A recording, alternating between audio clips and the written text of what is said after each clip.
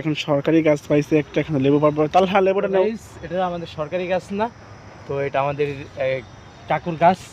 আমরা এখান থেকে কয়েকটা লেবু তুলে নিচ্ছি। লেবু তো আরো আছে নিশ্চয়ই। বড় ভাই মুত্তাকিন ইব্রাহিম বিন হাফিজ উনি আশা করেছেন কয়েকটা লেবু নেবে।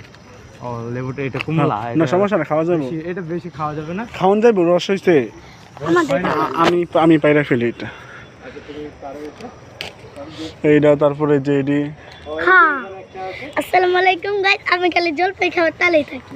গাইসদেরকে দেখাই দাও, আমি একটু ভিতরে যাচ্ছি। এটা আমি পাইরা ফেলি। দেখতে পেরেছি লেবুর কোয়ালিটিগুলো মাশাআল্লাহ অনেক সুন্দর। লেবু লেবু লেবু লেবু কোথায়? লেবু খায়। আমরা লেবু গাছ নিচে আছি, লেবু খুঁজতেছি। এই যে লেবু, এই যে লেবু লম্বা। তো গাইস আমি একটু লেবু দেখে ঢুকলাম, কিন্তু আমি লেবুটা পাচ্ছি না। লেবু আছে না, এই যে একটা লেবু এর মধ্যে দেখলাম, কই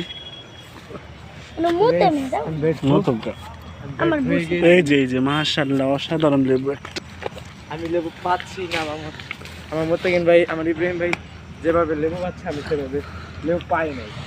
তো গাইস আমি এখানে দেখলাম একটা, এটা কো উপরে ওই যে হ্যাঁ শুরু, ওই যে উপরে দেই যে এটা লেবু পেলাম তো হইছে না তো, দেখতে পাচ্ছেন আপনারা, এই লেবুটা তুলে দেন।